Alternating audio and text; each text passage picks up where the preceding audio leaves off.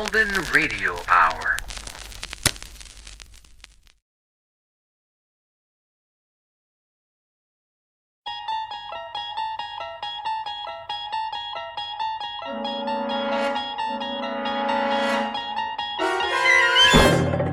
There is a fifth dimension beyond that which is known to man. It is a dimension as vast as space and as timeless as infinity. It is the middle ground between light and shadow, and it lies between the pit of man's fears and the summit of his knowledge.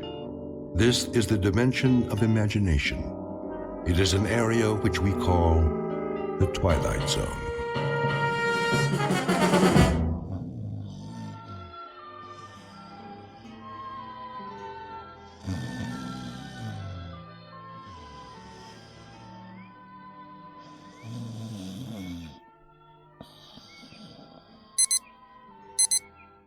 Yeah.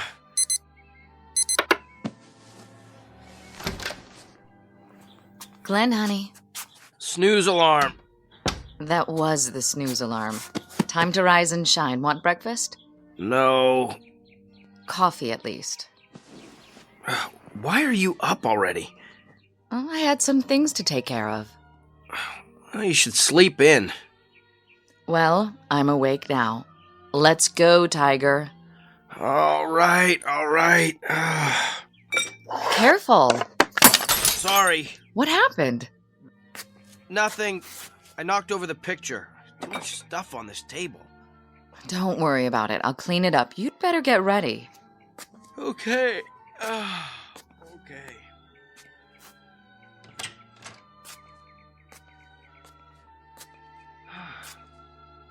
Something wrong with the mirror? What in the... Claire? Something isn't right. Look at this magazine ad. Really a nice layout.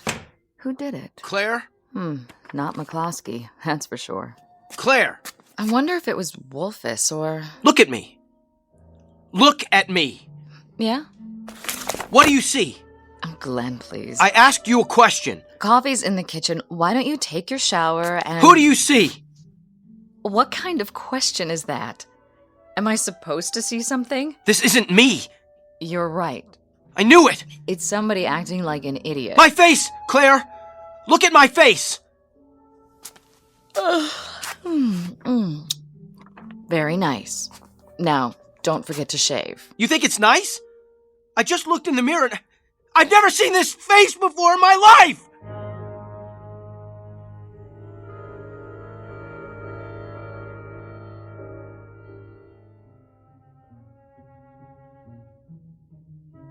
Meet Glenn Holbrook, a man who believes in the old adage, to know thyself, and who, until this morning, made a practice of doing exactly that. For most of his adult life, Mr. Holbrook has felt very much at home in his own skin. But a moment ago, he caught a glimpse of himself in the bathroom mirror and didn't recognize the stranger staring back. Whether he will discover that stranger's identity remains to be seen. Because somehow the law of cause and effect has been temporarily interrupted.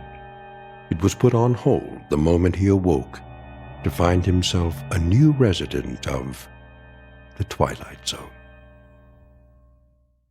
And now, The Twilight Zone and our story, Who Am I? Starring Sean Astin, with Stacy Keach as your narrator. What are you talking about? I'm trying to tell you. I looked in the mirror and... You must have had a bad night. I'll bring you some coffee. I don't want any coffee. Claire, take a good, long look, and then answer this. Yes? How can a man go to bed one person and wake up another? Who did? Me! That's ridiculous. All right, the joke's over. Look at the person standing right here, in front of you. I'm looking. Tell me you see Glenn Holbrook. What? Go ahead, let me hear you say it. Well, as far as I can tell, you're the man I married. Satisfied? I think I know what you look like. Not as well as I do. I know the face I grew up with. You're the same, Glenn. Then when did I get this? This what? This scar on my cheek! Okay. You want to talk about your scar? We'll talk about it. But it's no big deal, really. Since when? You used to think people were staring at you, then you finally got it. Got what? You figured out that nobody pays attention to anyone but themselves. Personally, I think it's sexy. Claire, listen to me. I'm not crazy. I didn't say you were. I swear to you, I never saw this scar before. That's impossible. Why? Because you were still sensitive about it when I met you. It was years before you told me how it happened. And how did it happen? Oh, come on. Please, just tell me. You were a child. You and some other boys were playing war. Somebody threw a rock and it hit you in the cheek. It required 7 stitches. Your mother was hysterical. Isn't that right? No, it never happened. Not to me. I've had about enough of this. It's getting late. Go over to the bedroom mirror and we'll settle it.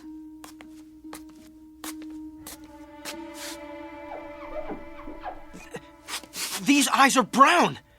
My eyes are blue. Oh, come on.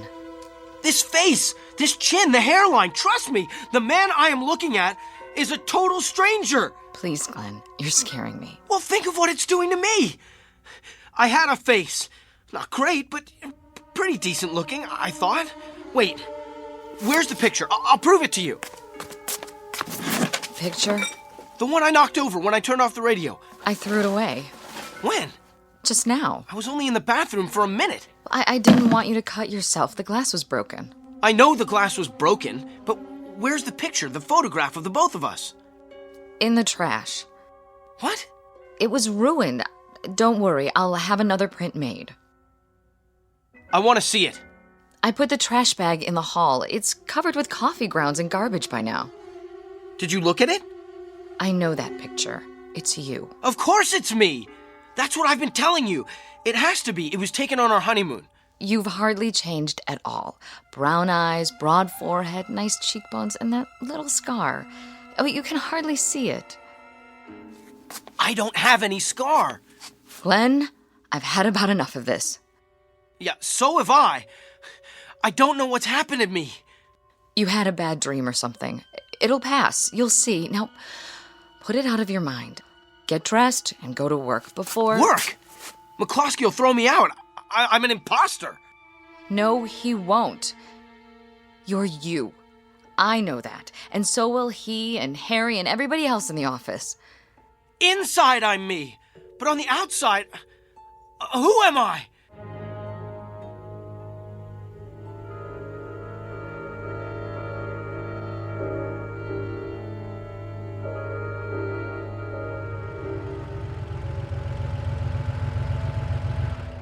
Morning, sir.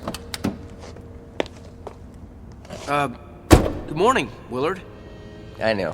Park it away from the other vehicles. Don't worry, sir. I'll take real good care of her. No dings allowed in my lot. Willard, you recognize this car, right? Sure do. Been parking it for you. How long is it now? A couple of years. And you recognize me?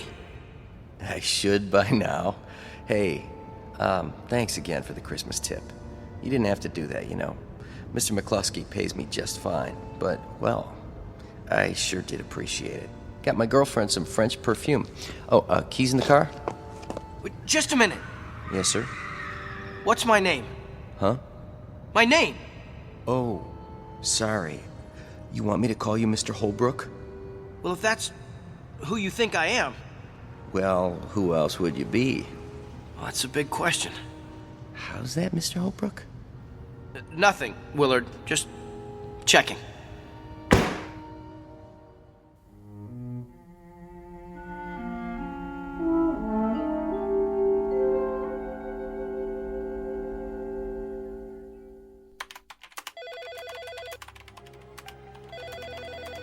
McCloskey Advertising, how may I direct your call?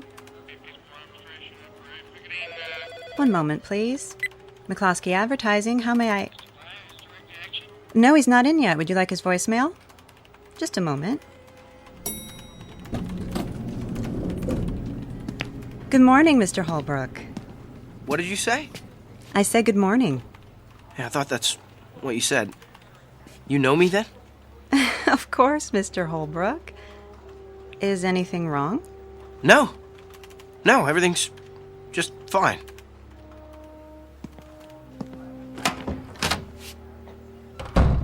Hi, boss. Janice, can I ask you something? Sure. I'll have your emails ready in a minute. A bunch came in overnight. Do you notice anything different about me? Let's see. Yeah. You do? New tie, isn't it? No, I don't mean that. You got a haircut? Did I? Since the last time you saw me? Well, maybe you didn't. I'm not sure. But I'm the same man you worked for yesterday. Unless you got a twin brother. I don't.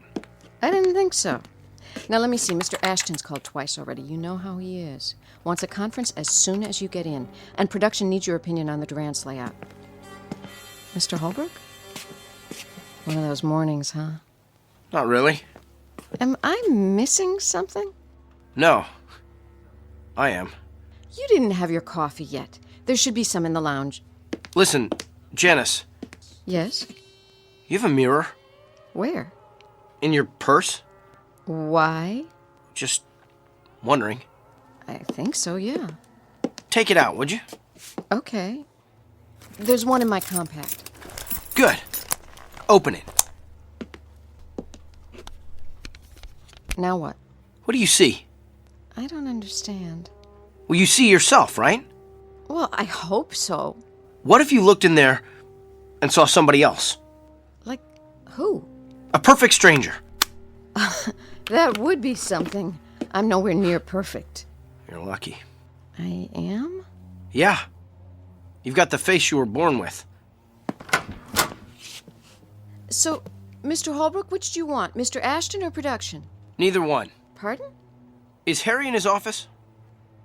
I think so. Tell him I'd like to see him. Right away.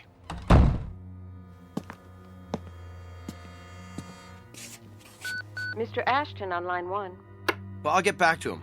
Where's Harry? I'm just calling. Get him in here. Yes, sir.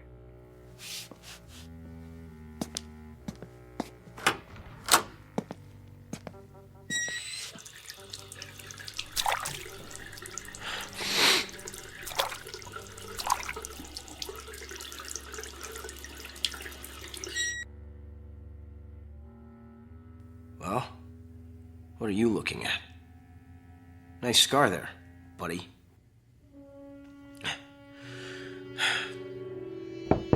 Come in. Glenn? In the washroom. I can come back later if... Be with you in a minute. Have a seat. Janice said you wanted to see me. Yeah, So what's up? just a little reality check. What's that? Harry, how long have you worked here? Let's see. 3 years, isn't it? Would you say that we know each other pretty well? Sure do. Why? And do me a favor. No problem. You'll have to ask for your own raise, though. I don't even think McCluskey knows my first name. If you had to give a description of me, what would you say? To who? The cops? What'd you do? Just tell me. What you look like? Yes, describe me. Is this some kind of test? No, play along for a minute. Let's see. You're 5'9" or thereabouts, medium build. What about my face?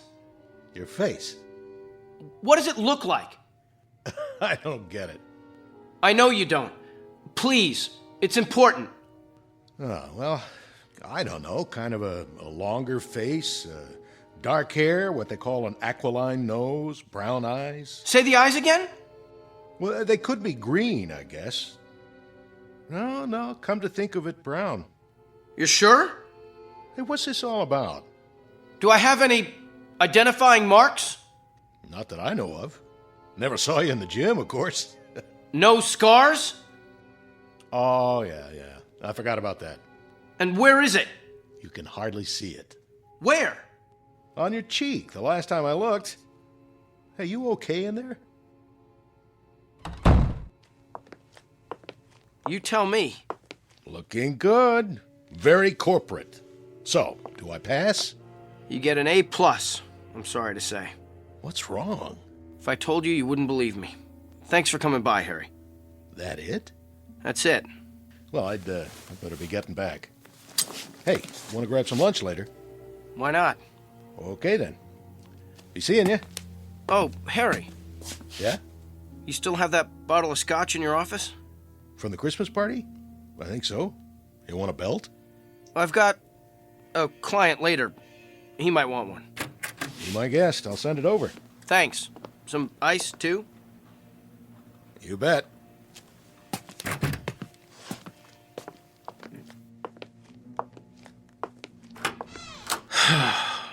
Yeah, I've got a client, all right. And if he doesn't want a drink, I know somebody who does. My old pal, Scarface here. Mirror, mirror on the wall. Who's the strangest one of all?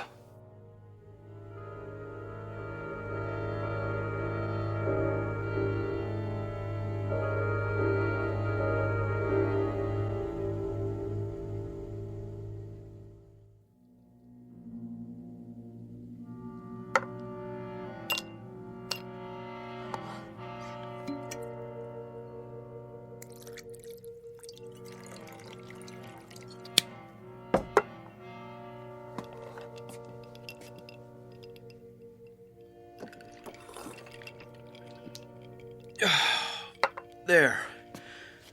That ought to take the edge off.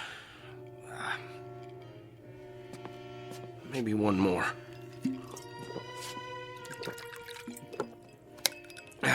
Now, let's have another look at that mirror. Eyes front and center. Here we go. 10, hut! Stop looking at me!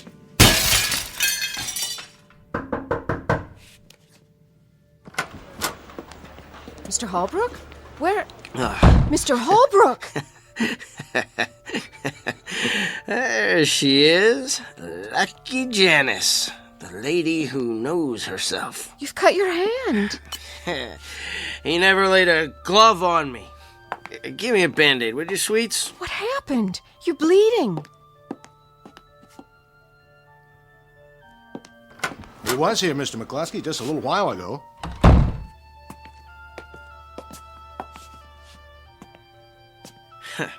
Hi, Harry. What's going on? Wrap a towel around it for now. Nah, it's only a little scratch. What's going on here? There was a crash, Mr. McCluskey. I came in as soon as I heard it. 7 years. Bad luck. Here, Glenn, sit down. Holbrook, have you been drinking? Surely you jest. Glenn's not a drinker, Mr. McCluskey. Not until now. Leave us. But his hand. Look at that. Towel's turning pink. Pretty, huh? Where's the first aid kit? In my desk. Bring it here, if you please, Miss Bentley. And then kindly leave us. I'll take it from here. Certainly, sir. At least the bottle's only half empty. Thank heaven for small favors. Here it is, Mr. McCluskey. Hold all his calls for now. Yes, sir. I'll see you in a while, Glenn. Sure, Harry, old boy. Now then, do you mind explaining yourself? The mirror broke when it saw me.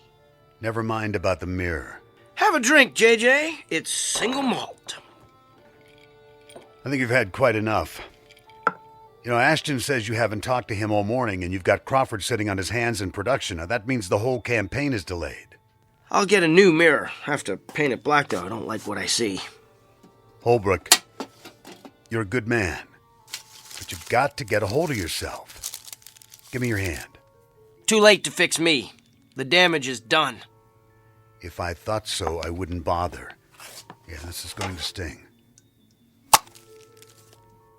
What is it? Ow! You've been putting in a lot of hours at the agency. Pushing yourself too hard. Well, glad you brought it up, JJ. See, it wasn't really me. All this time I thought it was, but... Hold still. You don't have to do that. I know I don't. But I believe in the personal touch, especially for those who've stayed with me through thick and thin. You're wrapping up my hand like a mummy. Does that mean I'm already dead? I must be, because... Shh, quiet. You're in no condition to discuss anything. I want you to take the day off. What for? Make it the rest of the week. There, that ought to hold you. Just a superficial cut. Now, go home. Put some food in your stomach and sleep it off. Then we'll talk. You're not yourself. You don't think so either? Thanks, JJ. Thank you very much. Holbrook.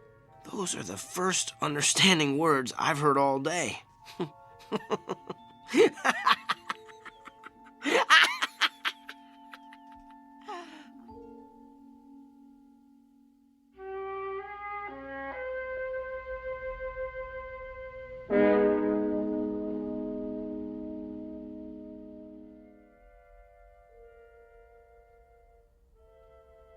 Continue, please, Mrs. James. I'm not sure what you want me to say, Doctor. Anything that comes to mind. You still have a few minutes. Well, as I've told you, I have trouble sleeping, and every little thing seems to set me off. Perhaps that's it. It? The cause of your irritability. The domestic discord. Lack of sleep? Well, my physician did say I need more exercise. No, that's addressing the symptoms. But what is the root cause? Let's try a different tack. How do you feel toward your husband? It's not his fault. He works hard. I'm sure he does. But you said there's financial strain. Do you wish he had a better job? Oh, every woman wishes that. Oh, we marry them and they promise us the moon and we wait and we wait and... Yet some women are happily married, are they not? Well, all I can say is they must know something I don't. Perhaps they do. However, that's not the issue. You can't make him over, you know. Oh, sometimes I wish I could. You're angry at your husband for not making enough money. But you can't face that about yourself, so you sublimate it. The result, it comes out in little ways. You can't sleep, bicker endlessly. Yes? Your 2 o'clock is here. Thank you, Louise. I'm sorry, Mrs. James. Your hour is up. See you Tuesday. But what am I supposed to do until then? I see 2 choices. 1, go to a financial counselor, or 2, trade your husband in for a new model. Well, what's been your experience, Doctor? You're married, I take it. Alas not. Good day.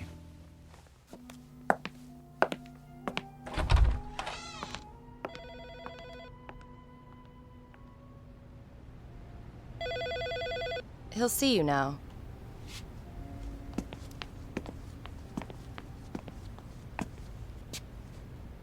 Dr. Blackwood? How do you do, Mr. Holbrook? I really don't see any point to this. It was my employer's idea. Here's the file, Doctor. Why don't you sit down, Mr. Holbrook? And wait for it to all go away? Tried that. Didn't work. As you wish. Let's start with the facts. You believe you woke up a few days ago with... a face that wasn't yours. Don't tell me. It's all in my mind. You went to your office expecting that no one would recognize you, but they did. So you started drinking as a form of self-medication? And I smashed a mirror. Don't forget that. McCloskey never will. Mr. McCloskey is responsible for your being here. He thinks a lot of you. Why shouldn't he? I've given him 5 years of my life, and he has an option on the rest. I take it he considers you almost a son. Someone worth salvaging. I'm an investment. At least the old Glenn Holbrook was. Was he? Well, compared to this, yes. How would you like it if you had to wear this face for the rest of your life? The question is why it bothers you so. Won't you have a seat? I'm not lying down on the couch. Whatever you're comfortable with. Now, let's look at the situation. Doesn't it seem unlikely that you're the only person who finds your face unfamiliar? Well, that's putting it mildly. But is it the truth? I don't know what the truth is anymore. What does your wife say? She thinks everything's hunky-dory. So she would have to be in collusion with the others, part of a conspiracy. Why would she be? I don't know. You'd have to ask her. Is she happy with your job? I assume so. How about everyone else? I get along pretty well. McCloskey likes me. So she'd have to be doing it on her own. But unless she's got a motive, and the magical power to cloud men's minds or alter the fabric of reality, they're all seeing you as you are, and always were. Well, that would explain it, but... Now, if everyone sees you that way, then you're the only one who thinks you're any different. Isn't that right? I guess so. Ergo, the trouble is not with them, but with you. So it is all in my mind.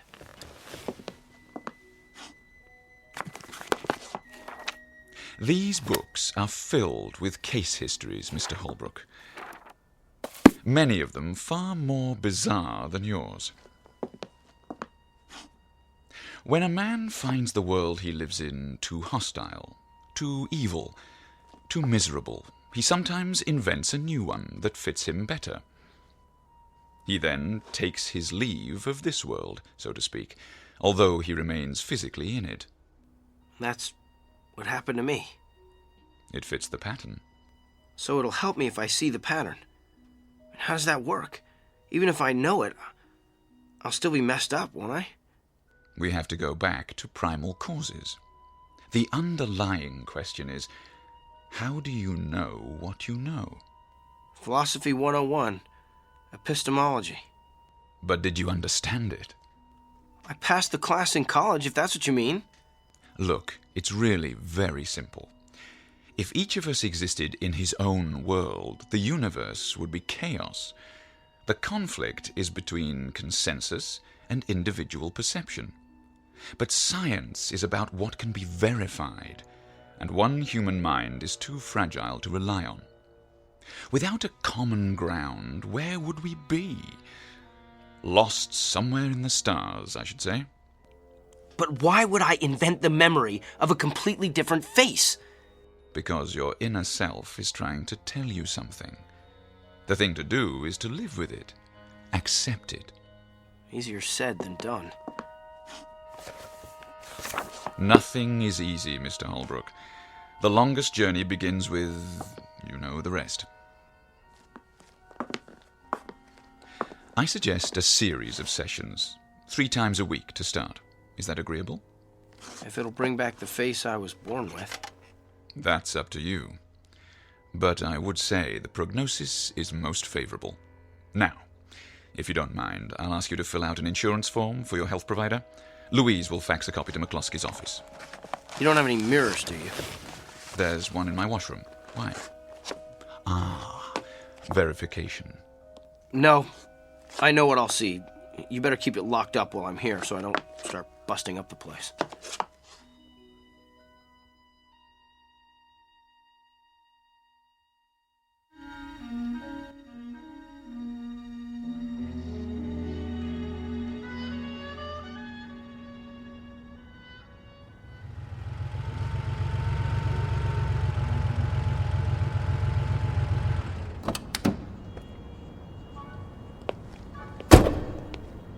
Morning, sir. Morning, Willard. Been a while. Yes, it has. Well, welcome back. I know, park it in a safe place. Don't worry it. I wanted to thank you. For what? Taking care of my car. When? That day, last month, when I took a cab home, I left it here for how long, a week? Oh, don't worry about it. Mr. McCloskey said you were sick. I was, but I'm all right now. The key's in the ignition. Got it. Say, what's the long package? Oh, I almost forgot. Something from my office. Hand it to me, will you? Sure thing. Thanks. Oh, and Willard? Yeah? You wouldn't know where I could borrow a hammer, would you?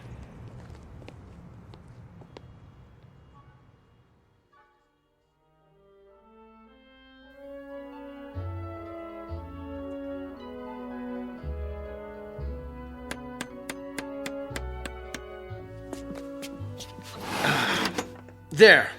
All done. Brand new mirror, huh? Yep, got it at the home shack on the way to work. That should make old McCloskey happy. The least I could do. You really had him going. Now, if I'd broken that mirror, I'd be out on my ear. Hand me the towel so I can polish it up. Here you go. Mirror, mirror on the wall. Hi there, ugly. Don't talk about yourself that way. Well, it's true. Does anybody like their own face, especially with a scar? Oh, will you come off that? It hardly shows, I tell you.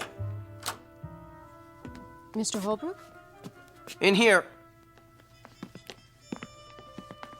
Mr. McCloskey's here to see you, sir. And, Mr. Holbrook, I just wanted to say, it's good to have you back. It's good to be back. And Janice, please call me Glenn from now on. If you like, sir. I mean, Glenn.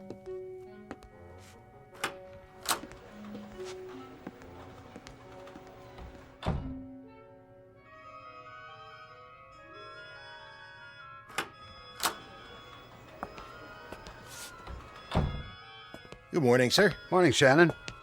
Part of the welcoming committee? You bet. What have you done in there, Holbrook? A new medicine chest? You didn't have to do that. On the contrary, Mr. McCloskey, I'd like to make amends, and this is a start. Well, I'd better get back to work. See you at lunch, Harry. And remember, I'm buying this time. Sure, Glenn.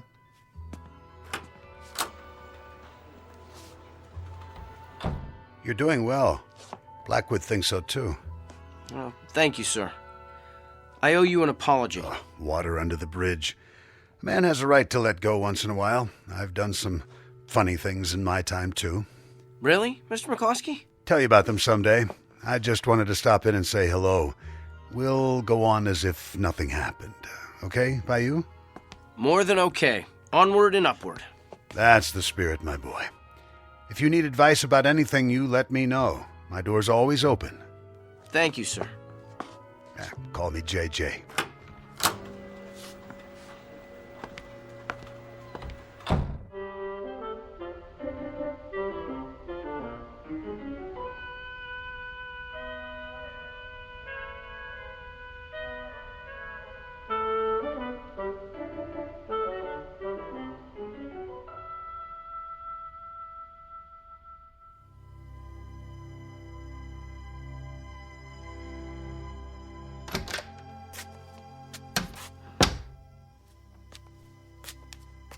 Ready to turn in? Soon as I finish with my hair. Everything's locked up. I'll set the clock. Am I forgetting anything? My, aren't we full of energy tonight? You don't know the half of it. That's a good start. Smell that air. Reminds me of our honeymoon. It does? Makes a man happy to be alive. I'm glad you feel that way. For a while there. That's all over. I've joined the human race again. You don't know what a relief that is. Time to do my exercises. 1, 2, 3, 4. But 1, tell me honestly, 2. Glenn. You don't still think like... I don't think anything. I mean that business about your face. I'm still not sure if it's mine. Glenn. But so what? There are more important things in heaven and earth. I've still got you and a job. I guess I'll just have to live with it. Is that what the psychiatrist said? Yeah, and it took. And looking at Blackwood, I thought, oh, it could have been worse. What if I woke up with his face or JJ's? How would you like that? I like you the way you are. Even if McCloskey thinks you've hit the glass ceiling. What do you mean? He's about to give me a promotion. Oh, what if he does? You're not going anywhere with that agency. The handwriting's on the wall. They're on the way down. Well, all I can say is they better not be. Kind of late for me to change horses. It's never too late. Well, if I go somewhere else, I'd have to start from scratch.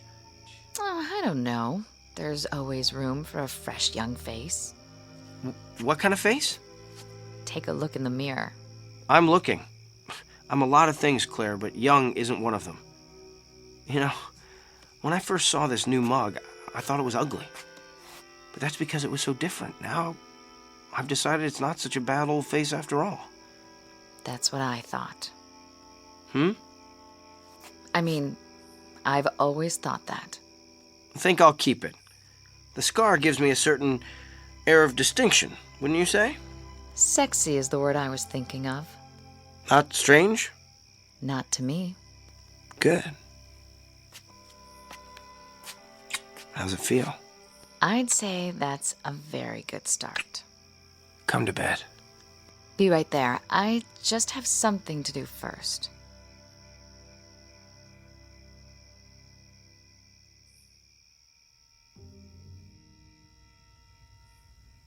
Five black candles to form the pentagram.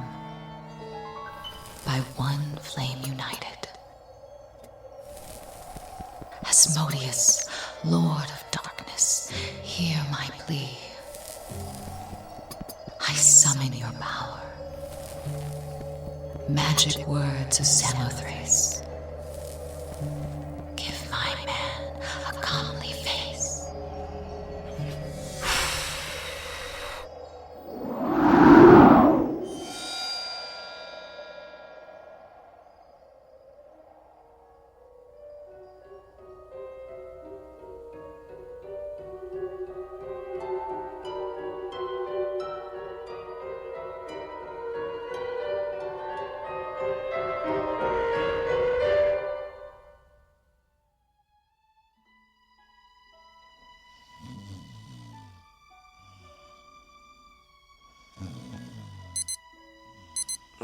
All right. Go get him, Tiger. Yeah, I hear that. You awake already? I had some cleaning up to do. You should sleep in. Did that. Better get a move on. Right.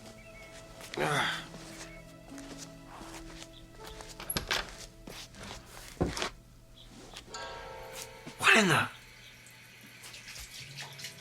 Claire? Claire! What? Look at me! Look! Why? Please, just do it. I'm reading.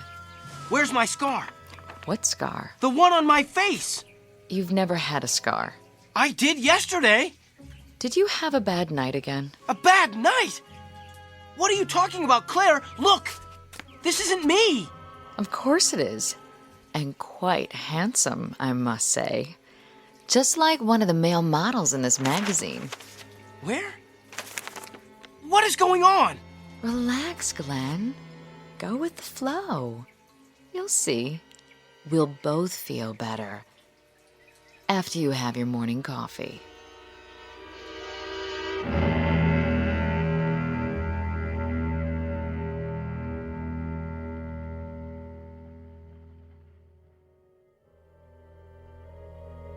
Glenn Holbrook, a man who may or may not know himself after all, who believes the old homilies about turning over a new leaf, and that a good night's sleep can make a new man of you, whether you need it or not. Tonight's object lesson about cause and effect in the Twilight Zone.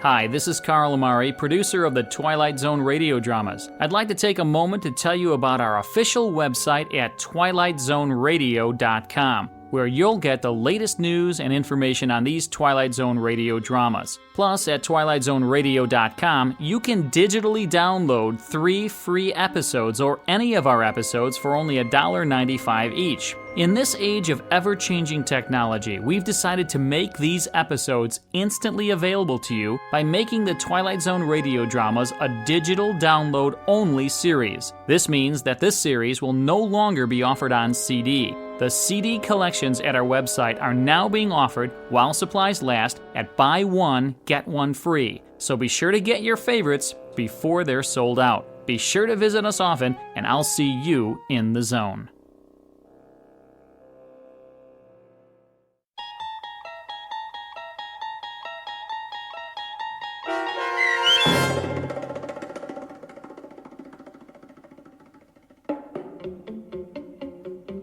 Who Am I? Starring Sean Astin with Stacy Keach as your narrator was adapted for radio by Dennis Etchison and written for The Twilight Zone by Jerry Soule. Heard in the cast were Alyssa Fraden, Nick Sandys, Norm Waddell, Rick Peoples, Fernette Lebo, Kurt Nabig, Meg Thalken, Heidi Klefstad, and Sarah Court.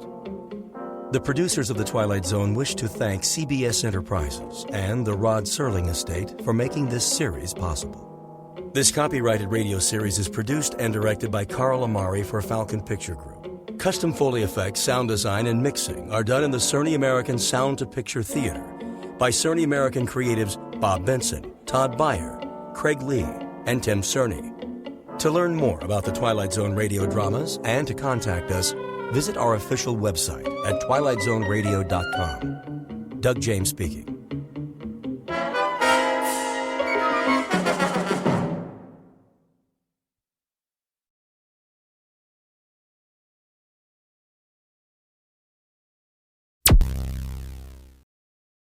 Thank you for listening.